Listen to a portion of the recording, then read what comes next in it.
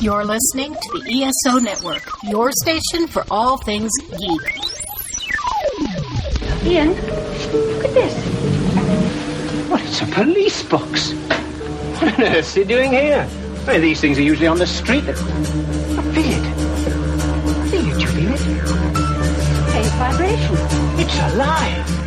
Earth Station Who, a fun mashup celebrating nearly 50 years of the Doctor Who universe. Hold tight. You never know where the TARDIS is going next. You're probably a bit confused right now.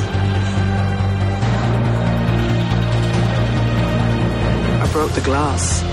It's all come back to me. This. What is this? That's my ship. What? Let me take it from the top. Hello, I'm the Doctor. I'm a traveller in space and time. And that thing buried down there is called a TARDIS. Time and relative dimension in space. You're gonna love this. Howdy, listeners, and welcome to another episode of the Earth Station Who podcast. That's right, folks. We are back, and we are going to go back to the Second Doctor era, and we are going to be looking at the Dominators, the first of the sixth season of Doctor Who, and it actually features, of course, Patrick Troughton as the Doctor, and, of course, Fraser Hines and Wendy Padbury as Jamie and Zoe. So it's actually going to be a ton of fun to talk all about this one, and it's been one I actually haven't seen in probably about 20 years. And the only time I had seen this was actually at a Doctor Who convention back in Los Angeles. So it was pretty cool. So this is a great, great one, and this one was actually picked by our guest tonight. Let's welcome Veronica to the show. Welcome. Hello. How are you, dear? I am fabulous. What? Awesome. That's great for a Tuesday night. Yeah. That is really cool. Well, it is really awesome to have you back on the show. And, you know, you're usually here with your hubby, Charles. Mm-hmm. And it is, you know, great to have you solo, because actually Charles is going to be on our next episode because he's getting to pick his. Yes. I was a little nervous because this is the first time I've been on a podcast without Chuck. He's been on podcasts without me, but I haven't been on any without him. Oh, we'll be gentle. Don't worry. We'll be nice to you and everything. Hopefully I'll have enough to say. I'm not usually a talker. Well, I think you'll be fine. I really don't think you'll have any problem with that. Because it's interesting because, you know, when we asked you to be on the show, you gave us a list of different episodes, and this one came up, and it was like, we haven't talked about this one? And we were really shocked by that. I know, you know, you gave us some of the new series, you gave us some of the old series. Do you want to give us a little bit of your history with Doctor Who? Yeah, so I started getting into Doctor Who fairly late. It was Matt Smith era, but the first episode I actually saw, not realizing what it was the first David Tennant episode, the Christmas special. Oh, wow. Yeah, so my half-brother had gotten a bootleg copy of it and had brought it for my dad and my sisters to watch, and they were all excited about it. I had no idea what this was, but I saw it and I watched it, and cool, awesome. Then at one point, I was visiting someone, and they were doing a D&D campaign, and I wasn't a part of it. I got stuck there because of a flight. They're like, "Here, watch this, and you'll love it." And it was season 1 of the new series. Oh, cool. Yeah, and I pretty much finished that in a day. Oh, wow. While I hung out there and, like, binged the first season that he had on DVD while I was waiting for the next flight out of there. And then when I got back, I started digging into it, and I found all of the old serials. And so I was like, I'm going to go back and watch all of them. Not realizing how many yeah, wow. how many were lost. That's going to take more than an afternoon. Yeah. Yes. And so I started right from the beginning, very first episode, The Unearthly Child, and I went through from there, and I don't remember which episode this was. It was probably the third or fourth serial. But they spent 20 minutes jumping over a chasm, and I just could not do it anymore.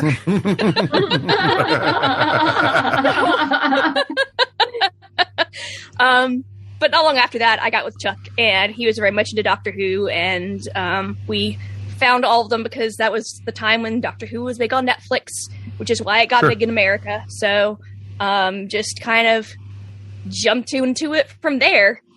Yeah, because I think I first met you was at Wholanta when you guys were doing the Felt and Nerdy stuff with Doctor Who. So yes, I had always Felt Nerdy.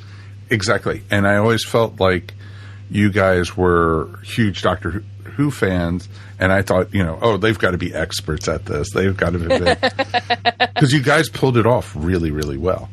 That's all Chuck and his writing. He's very good at that. That's I awesome. build, he writes. Oh, that's awesome. So you're the creative. It balances out. Oh, yeah. You both are creative in your own way. That's pretty awesome. Absolutely. That is really cool. We're very happy to have you on the show. Yeah. Welcome aboard. And, of course, we have our regulars with us. Of course, let's say howdy to Mr. Mike Gordon. Howdy. And we, of course, have Ms. Mary Ogle with us. Hi, everybody. It is fantastic to be here. And we will have you guys at home. So definitely, please write us feedback at ourstationwho.com. We definitely would love to hear from you guys. Tell us what you guys thought about what's going on with the plans for the 60th anniversary. We don't spoil here, so you could write us about it. We could talk to you about it off the air, but we're not going to talk about it here because, everyone's seen the pictures of Tenet, but, we're not going to, say anything more about it because we don't know and nothing's been officially confirmed. And, there's some rumors that, if they come true, I'll be gleeing and doing a fan dance all around the room here. But, if not, I'll be going, damn it, so, we have egg on our face half the time anyway, so, why add to it? So it's pretty cool. Yep. So definitely write us, and we're going to be talking tonight about the Dominators in a second, because there is no new Doctor Who news, so we might as well jump in with both feet.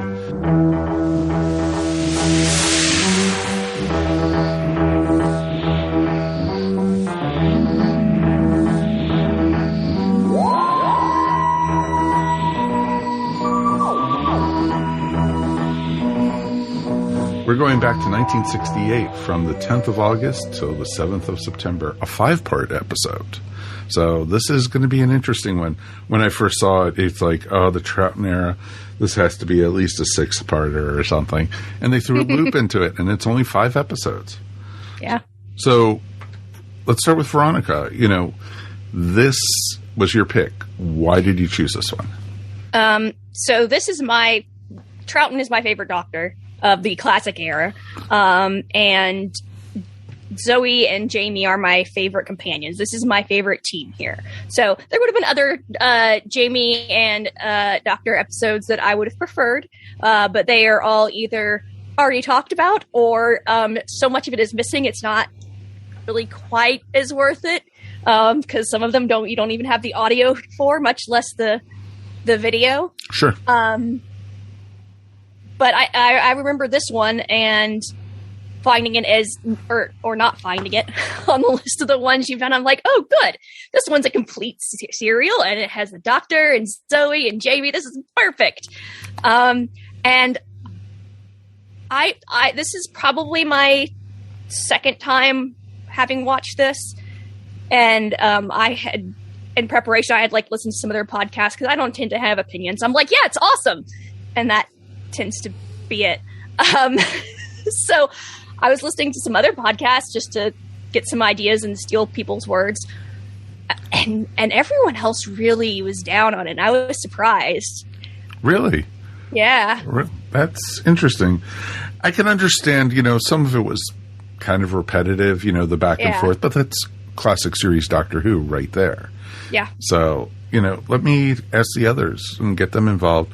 Mary or Mike, was this your first time seeing this one? It was my first time, yes. My first time as well. Oh, wow. That's interesting. Yeah, like I had mentioned, I had been to, a Doctor Who con in Los Angeles when I was still living there, and this was in the video room. This was one that they actually showed because they had all the episodes at the time. And it was like, and I think this was one of the first I had actually seen the Doctor, Jamie, and Zoe all together, because Invasion wasn't all out yet at that point, because there were some missing episodes at that point. So, so this was my first exposure. I had seen Jamie and the Doctor in Tomb of the Cybermen before that.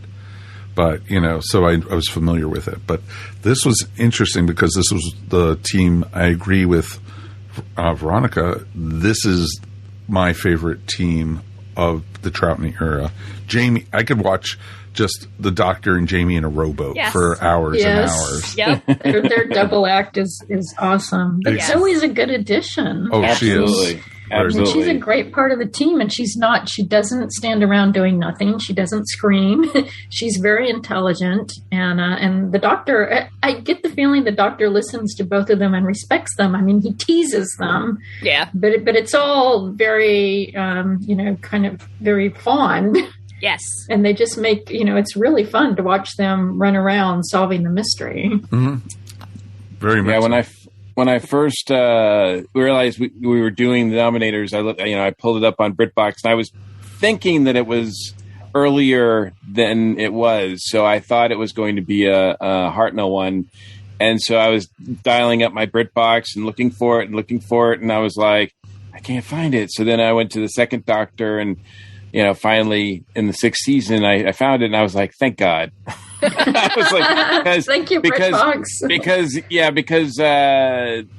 no offense to the other stuff that's come before this, but this is my favorite. This might be my favorite, like, TARDIS trio of all time. Like, they just are really good. I mean, really work really well together. And this is only Wendy's second, right? Yes, because the episode at the end of season 5 so was they're Wheel clicking in like Space. right off the bat. Like, and I still haven't seen Wheel in Space. So this is you like, and most of the modern population. This is the earliest I've seen. This is the earliest I've seen Zoe, and she's great. They're fantastic. So I could, the Dominators, I mean, it's 5 parts, but you know what? If it was 6, I wouldn't complain because I love this crew so much. It's like, if they want to extend the story, that's fine. If they want to have more scenes of like Jamie and the Doctor bumping around in a little shuttlecraft, that was fine. the best part. That was the best part of Serial. That's fine. I mean, we'll talk about the rest of it, but just this crew alone, I mean, I would sit there and watch them read the phone book. Exactly. Yeah. There's a story about why it's 5 episodes and not 6. Oh yeah, which they would normally be.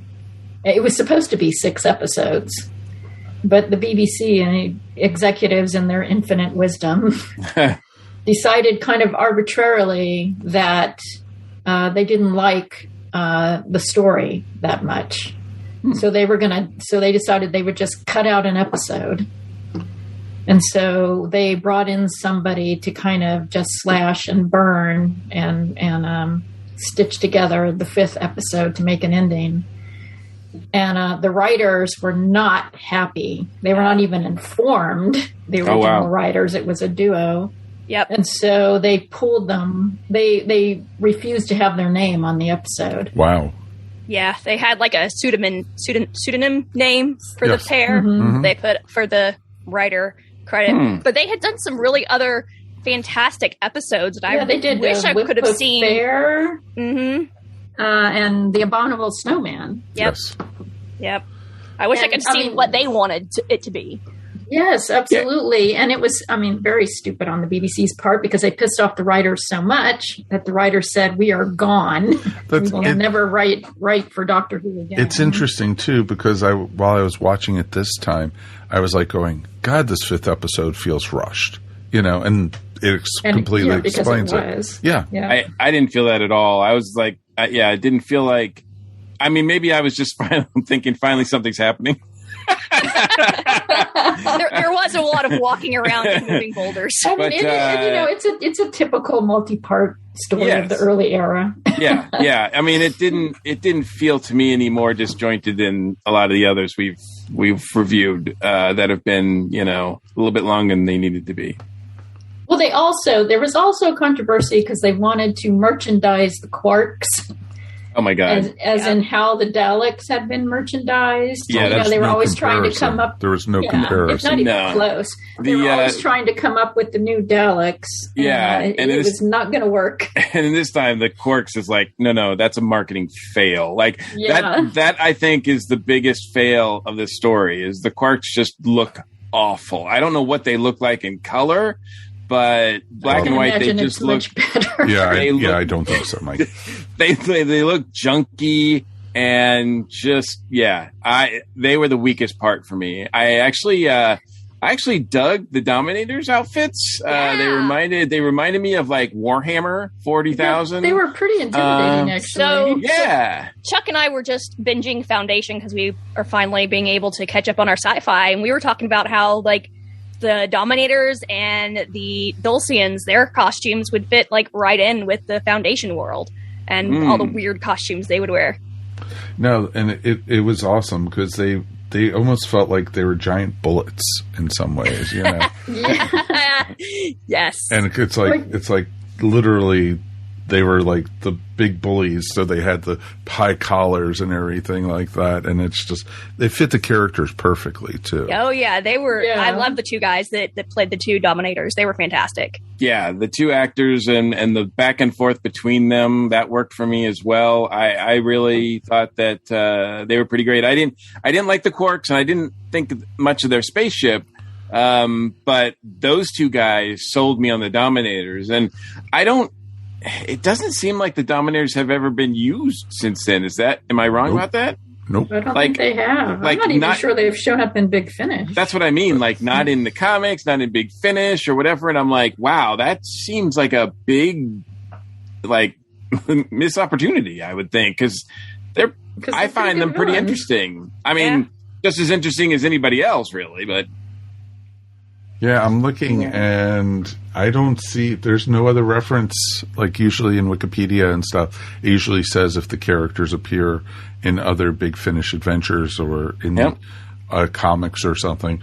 And we don't get anything about the Dominators. They were just that's a great thing they can use in the next season. Yeah, bring those Dominators back. If I remember correctly, and it might have been, something I imagined or something, I remember seeing the Dominators and a Quark action figure in the 3/4 inch Doctor Who era. Really? Oh wow! That would have I wonder if I can find that. Who wants a Quark action figure? I mean, if it came with a Dominator, I'd take it. Yeah, I have to say I would get it. I don't think I could resist. Yeah, just for the fun of it. Just for the fun of it. But I mean, it does actually make it even funnier and really great when Jamie and Cully are running around blowing up the Quarks. Yes. Because it's just so much fun watching them, run around the hills and throwing rocks at the Quarks. Oh, those giant boulders, falling down. Actually, yes, there was a Dominator action figure. That's funny. And a Quark. So yeah, I think the main reason the Quarks didn't work is because they were purely robots and basically slaves, for lack of a better word. They were their muscle, in a sense, with some of the stuff they could do, whereas the Daleks were menacing and had their own thoughts and made their own evil plans. I think that's where they missed it. It's not, let's look at this cool robot. It's, look at this creature that happens to be inside of a shell type of thing. Yeah, I think that's a really good point. I think the Quarks are just tools and the Daleks are characters. Right. And it makes a big difference. Oh, wow, that is a Quark, isn't it? Wow, that lives up to what I imagined a Quark would look like in color. Yeah. I mean, it looks like it was made. That's even more boring. It's like it's like on a 4-pixel. Remember the pixel games? Yes. Where everything was just squares. That's what it looks like. Exactly, and they weren't even creative about the arms. They had the arms and they just folded in. Exactly, and when they recharged, the arms went in, and then they were back to destroy and everything. You'd think at least in color they'd like give their little crystal things some kind of color, like purple or a glow or something. Yeah, would have been really awesome. Glowing purple, rainbow. That would have been cool. I could have been really good for that. but it was interesting and everything. What did you guys think of the characters other than the Dominators, the folks on the planet? The one guy whose name I am blanking on, who is taking the folks out on his little boat thing to have an adventure. Oh, that's Cully. Cully. Yes. Yeah. He was fantastic. I really enjoyed him and his character a lot. Yeah, it's funny because he was written as, and they kept referring to him in the script as very, very young, much younger than the actor actually was. And he was supposed to be, I think he was supposed to be like the head guy's son in his 20s who was, rebelling against his father, and then they cast an actor in his 30s. Yeah. But the guy did such a good job. He really did. And I mean, the guy they cast as his dad was old enough to have been his dad. So, I mean, seemed to fit for me. And it's interesting too because of the era that this came out in 1968. This was the era of the after the beatniks, but this was the hippies, and this was also, all the different characters like that. And you had a peace-loving society and, basically showing this is what's going to happen to the Earth if, the hippies take over. And, Yeah, Star Trek did that too. It's like there was this sort of anti-hippie wave of things. But, I think it would be done a little bit differently now. But still, I mean, it was fair. But talking about the character and the actor Cully is played by Arthur Cox, who I recognized right away. I've seen him in a lot of other things. He's really a great actor. He's been in Doctor Who fairly well. I don't want to say fairly recently, but he was in the 11th Hour. So he's been in Doctor Who a few times. But I've known him as he's been in just a ton of stuff. If you pull up his IMDb or whatever, he's just been everywhere. So he was a pretty welcome sight. But yeah, I thought he was the standout for me as far as that race of people. I can't remember the Dulcians. Dulcians. The Dulcians, right? Which sounds like dull. Exactly. Dulcians or docile, right? Mm-hmm. That they're not warlike. They're not really a threat. So it's dull and docile smushed together. But I really liked there was that hippie mentality, that peace loving mentality, but also that really kind of satirical look at like the way things in higher up work, where people don't want to decide on anything and they just debate it forever until the issue goes away or something. Like it's just it's really frustrating. Very familiar and relevant. Yeah, oh yeah, absolutely. That sounded like growing up with my parents. What do you mean? Yeah. So I mean, there's pacifism and there's rolling over. Yeah. I mean, there's a line there. And, they were basically using pacifism as an excuse not to do anything. Yeah. I mean, it says something about a race who's like, we're just going to, explode nuclear weapons just to see what happens. Like, we're not at war or anything. We're just going to. Yeah, we're just going to. Yeah, we're just going to test them on this island just because we can. Yeah. So. But I thought it was an interesting contrast, especially when the one Dominator finally shows up in their capital city and confronts them. I did like that scene. I thought that was fun. That was pretty hilarious. They're like, "Well, you're here. You can't do this to us. This is our country. You have to do how we are." And no, that's not how it works. Yeah, it's like if you just asked, we would have given you whatever, It's like, but then we're not dominating you. Exactly. We're not getting this. Exactly. I know. It's just so funny. There's a reason they call them Dominators, exactly. And there's websites about that, Mike. You could find that out, So, Well, and it's really funny the way those are not safe for podcasting. But I liked the quote unquote security guy when he's like laying out, okay, the way I see it, we have three options. We can either fight. No, we can't fight. We don't have weapons. We can give in, or we can, what was the other one? But there was like three options, and they were all like just ridiculous. And it was just like, because they just had no, we will just have to submit. That was the concept. They had no concept. They even say that. They're like, at the end, they're like, well, I guess we'll just have to do what you say. Yeah. We can't really fight you. We don't want to fight. The Dominator guy just looks disgusted. Yes. Like, oh, man. He really did. You're taking all the fun out of it. Well, and there was the one, I think it was Toba, who kept on just wanting to kill everybody. Kill them all! Kill them all! Destroy! And poor Rago was just like, did I tell you could do that? No, sir. No, Navigator, you didn't. Exactly. And so it was just like, the power struggle between them, was also a whole another story in itself. Well, that's actually one of the reasons why it made them such good villains, because they were fighting among themselves the whole time. Yeah. And it just made them more interesting characters. Exactly. Right. And then with the beginning being so farcical, where they're grabbing Jamie and testing him and thinking that he's like the average person on the planet, and I love how the Dominators refer to the inhabitants of the planet as aliens. It's like they've already think in their mind that they own the planet, so that anybody else on the planet is an alien. I'm like, that's not how that works.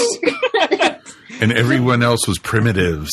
That's a very colonialist point of view, though. You're the aliens because you're the ones who, are from somewhere else. Exactly. This is already your land. This is our land. We just landed here, but we've already won. Exactly.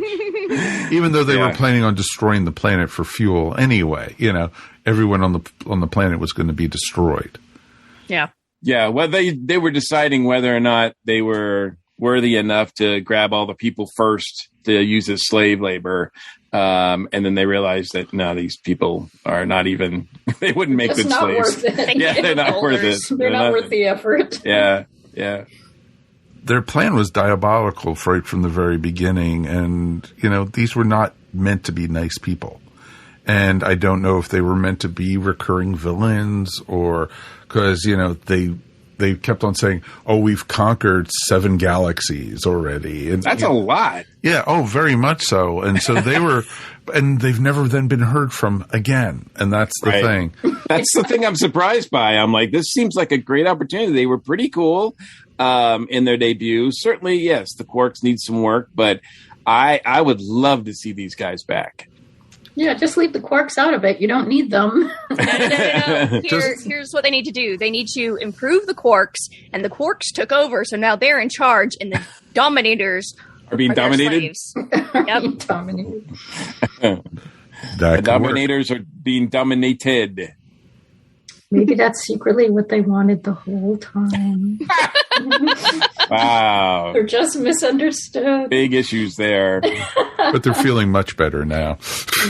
I also really wanted to point out, I love the scene. We talked about doctor moments that we love. There's a scene where the second doctor is trying to convince that the aliens that he's not as bright or as smart as, everybody else, or like everybody else combined. So he has to dumb himself down. And that is just so hilarious. I really liked his face as he, right before that, when he was like, I wonder which one is more important, to be dumb or stupid. Exactly. To be smart or intelligent or stupid. Yeah. Yep. And then he's like, then he tells, Jamie, in typical fashion, look, if I play stupid, then they'll underestimate me. That's the Columbo thought of getting things done, right? Just one moment, please. But he's really good at that as well. I think Troughton's doctor is probably the best doctor that does that. I think some of the other doctors attempt to do that as well. Sometimes come across as not as smart as they are, just so that they're underestimated. But they don't do it as well as Troughton does. No, exactly. And it's pretty awesome because he had him thinking that he was the idiot on the planet. He was like the stupid one. He couldn't even put the blocks in the right hole there. Exactly. And so it was funny. But we can't follow you because we can't leave this space. And it's like, just jump. And it's like, oh. He just sells it. Yes, he totally sells it. Like, oh, it's so simple. Why did I think of it? Mm-hmm, exactly. And it's awesome. And it makes me realize how much I love him as the doctor. Absolutely. He was just brilliant. And how different he was than Hartnell's. He defined the rest of the doctors. So very good. Much so. Yeah. Yes. Yeah, absolutely. Change. Yes. Yeah, it's, the doctor, Hartnell might have said, obviously he set the bar, right? But I think it's one of those things where Troughton comes in and makes it so much his own that it gives the opportunity, the freedom for other actors to come in and do their thing rather than try to imitate what Hartnell did. No, exactly. And I couldn't even imagine having to step into Hartnell's shoes. And that must have been hard as hell. And by this point, this is his third season of doing Doctor Who already. Mm-hmm. So he's so comfortable being the Doctor. And this is the beginning of his last season. And this is his second, is it Jamie's second season? Jamie came in halfway through his first season. Okay, gotcha. Jamie was with them pretty much the entirety. Yeah, almost. Yeah, because their act is perfect. Exactly. No, it's a no-brainer. Because it's so awesome smooth. Because I think Highlander was the second or third story of that era. Mm-hmm. I think it was the second. Yeah. So, not that we've been able to see it. I've read the Target novelization of it, but I haven't seen anything from it other than a couple stills or the scene they had in War Games. So speaking of the Target novelization, we were going to a convention, Concusturbris actually, and Fraser Hines was going to be there, and we stopped at the giant bookstore McKay's on the way up there because as you do, yeah, as you do. Every time there's one nearby, we have to go to it and spend hundreds of dollars. But we happened to find the Highlander from the original Target novelization, or not the Target novelization, the original novelization of it. So we had taken that up there, and we had made our own little Jamie puppet because Chuck has a second Doctor costume. And so he was up there with his Jamie puppet, and he was the second Doctor, and Fraser flipped over the Jamie puppet. So to get Fraser's signature in the book, along with some other stuff, we traded him for the Jamie puppet. So that's awesome. So we got the Highlander signed by Fraser Hines, and he owns a Jamie puppet that I threw together in like 3 days. I do remember that year because Mike and I that was our second year at Concay, I think. Yeah, because that was the year we were at the Concay was at the other hotel. Yeah, we were upstairs, right? A weird kind of dual thing going, but. That was a weird hotel, but that was where I met Fraser as well for the first time, and he's so great. He's such a great ambassador for Doctor Who, and the stories. He's such a great storyteller. Like, if you have a chance, you're a Doctor Who fan, even if you're not a Doctor Who fan, and you get to see him like do his thing at a panel, go, because he's so entertaining. Oh, very much so. Mary and I ran into him at Gallifrey. One. That's right. Yeah. At Gallifrey, and because he had a table set up selling merchandise. Oh, cool. And we didn't even realize it. We were just wandering through the vendor room, and we saw all this Second Doctor stuff, and we were going through the posters, and they had some of We're the like, big ooh, vendors. look at all this awesome Oh, stuff. this is awesome stuff. And all of a sudden we heard, well, thank you. And we looked up, and it was He's standing Frasier. right there. Like, We're like, our mouths are hanging open. He was so cool, though. He really was great. yes. And we were like, oh, you're awesome. And yeah, I still want to meet Wendy too. I'd Yeah, love to. that's one that it hasn't worked out. There's been times where I was like planning to go to a convention, and either she canceled or I wasn't able to go or whatever. But yeah, she's one that still is out there doing the convention thing. Oh, yeah. But she's great. It's interesting too, because she was going to come to Hulanta one year. And I think I think something came up that she had to cancel like in the last month or something before. But yeah, it would have been awesome to meet her. It is, she's so tiny and, but it's good. But it's awesome. I will also point out that, people on our ESO network are one of our fellow podcasters, Nathan, who does 42 Cast, got a chance to interview her at Chicago cool. TARDIS in 2018. That was a really good interview. I think one of his best shows. So if you get a chance to, if you want to hear more from Wendy about that time period and that experience, it's a good place to start. Mm-hmm. Nice. Very much so. And, there's tons of times and it's pretty awesome because Frasier on Big Finish, a lot of times when you hear the Second Doctor adventures, he's doing the Second Doctor. Oh man, he does such a great Patrick Troughton. So great. Like it could be Patrick Troughton for all I care. Yeah, because the rapport that you see on screen, my understanding is exactly what it was like on set, like off screen between them. Yeah. I wouldn't doubt it. No, it's pretty darn awesome. And you know what, folks? The story was good. It wasn't great, but it was good. It was enjoyable. But the actors are what made this one for me a lot of the time. The actors and the characters, because as Mary pointed out, Zoe is not your typical, just companion that's thrown in there for screaming purposes or to get in trouble or whatever. I mean, and she's constantly doing things that are just so like uncompanion-like at the time. Like, when they finally put her in a dress, she's like, "This is very unpractical." Like, it wasn't even a real dress. It almost looked like something out of Playboy in 1968, like a negligee. Yeah, it was very negligee. Yes, terrible. Like they had negligees for men too. Yeah. Oh God. Yeah, but the men looked like they were wearing curtains, like little short curtains. Very much so. The costumes were not flattering at all in this one. And not at all. I think the costume designer should be shot for that part. Yeah, this is one of those ones where I was like, I'm glad this isn't black and white, because in color this would probably be really horrible to watch. Even more embarrassing. So at least they didn't get the Doctor and Jamie into one of those. Did you notice that there's a point where, and this is just a little bit of trivia, and when they're going back and forth in the capsule, and Patrick Troughton pulls out a bag of jelly babies.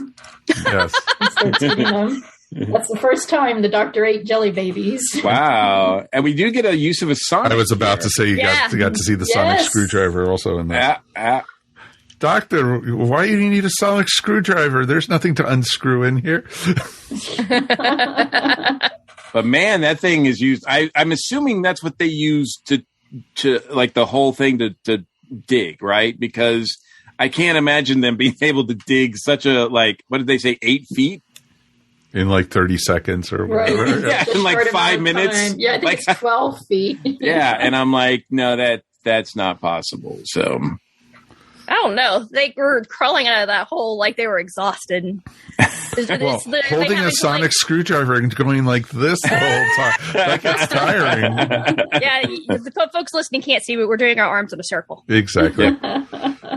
So definitely, some people can actually, we'll take a picture of us doing that and we'll put it up or something.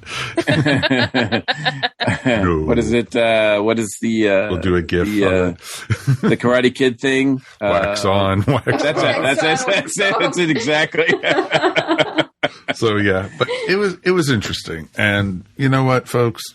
We definitely had fun with this one, and that's what you want with Doctor Who. And so let's go ahead. Any final thoughts before we go ahead and rate this one?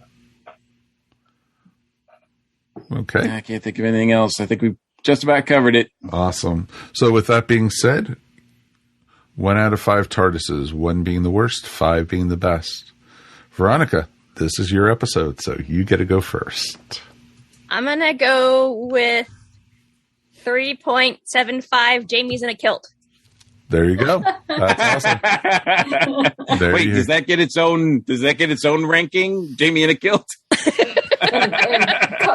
That would be a 5, but episode 3.75. Not quite a 4, but a little more than 3. I noticed there was that shot where Jamie is climbing. That's what you said. I was very worried. And Cully's looking up there, and I'm going, dude.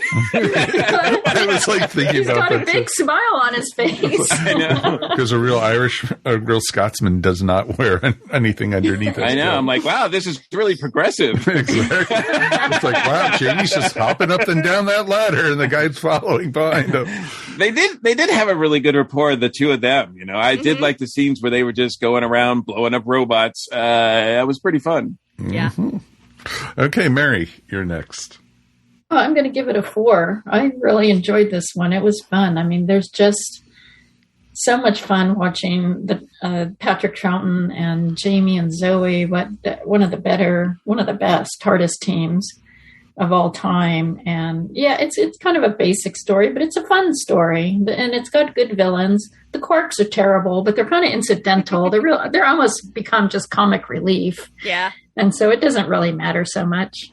It's highly enjoyable. I would definitely recommend this as people are looking for Patrick Troughton episodes to watch. I would definitely recommend this one. Okay, awesome, Mikey.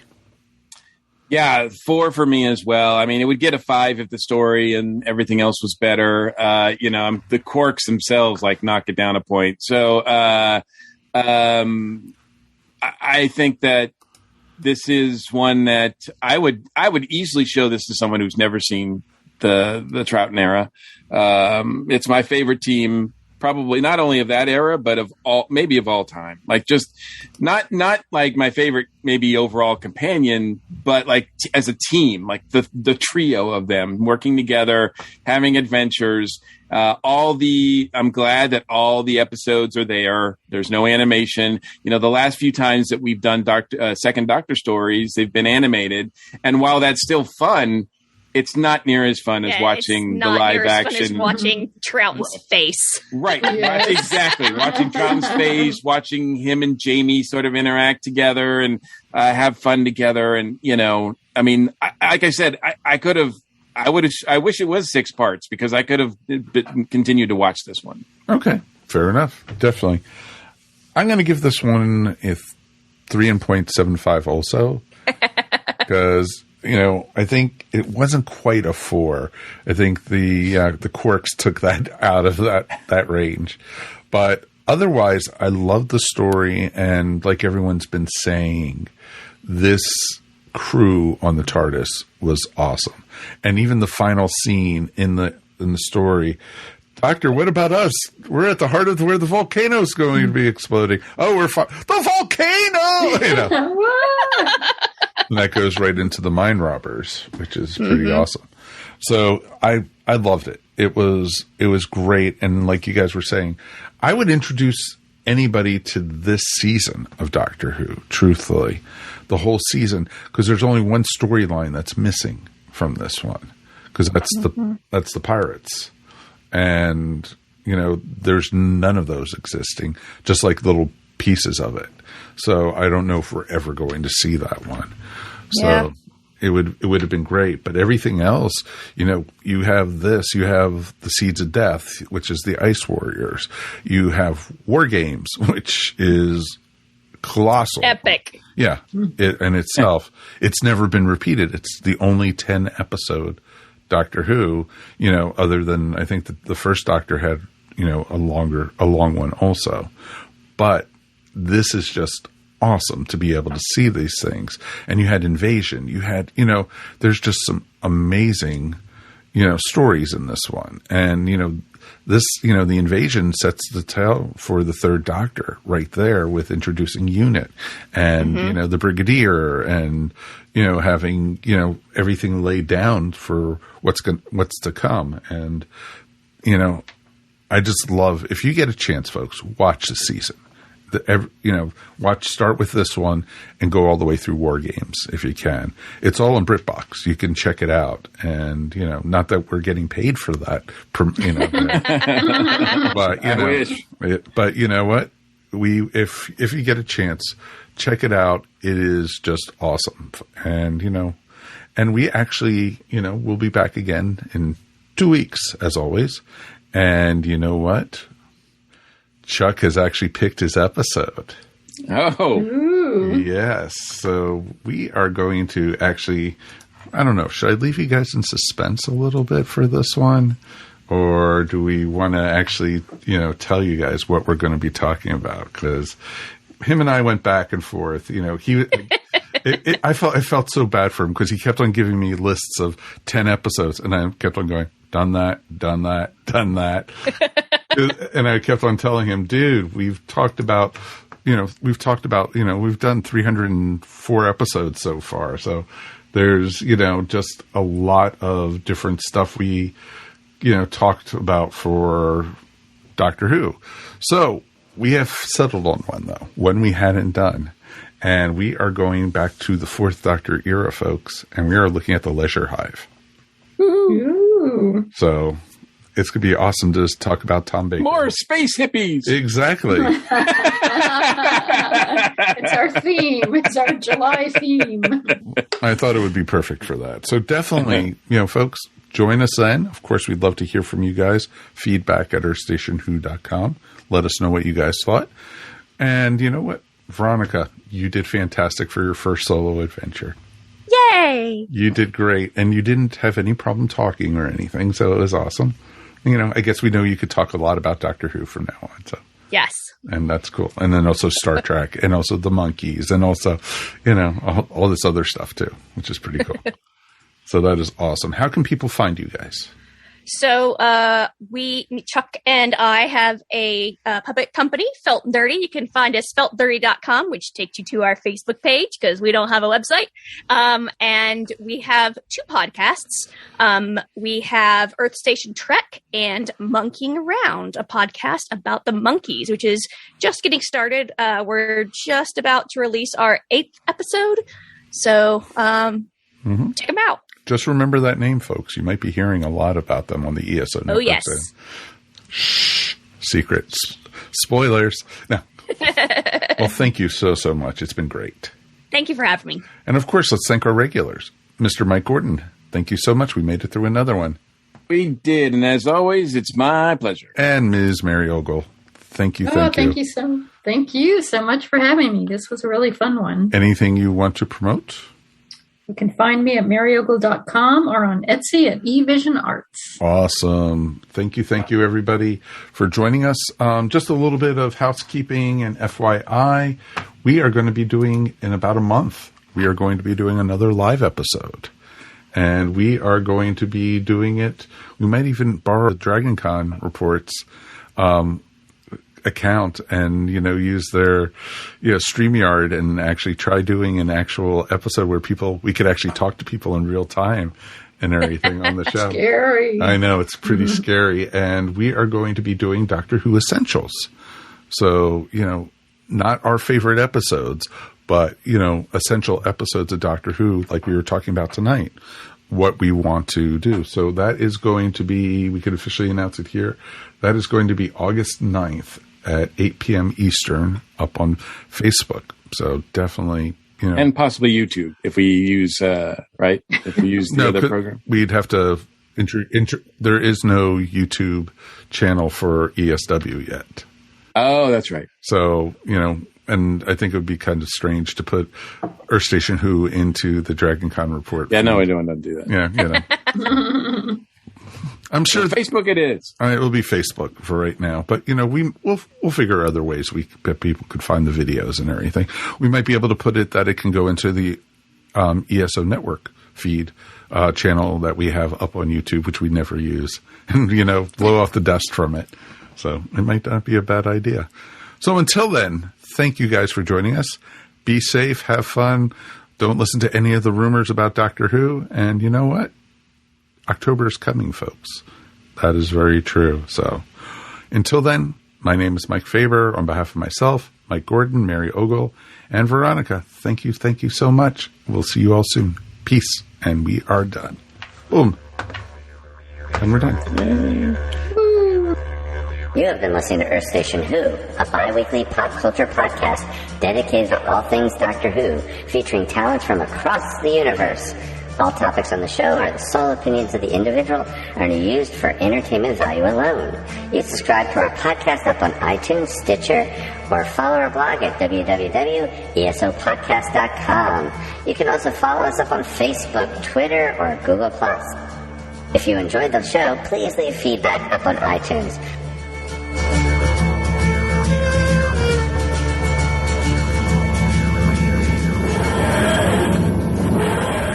At the 42 Cast, we want to bring you everything, and that's why we've jam-packed the next few months with as much as we can. You not only get the same reviews, topics, and interviews that you did before, you also get screen reads, where we compare a movie to its source material, or role models, where we talk about tabletop gaming. It's never been a more exciting time to check out our show.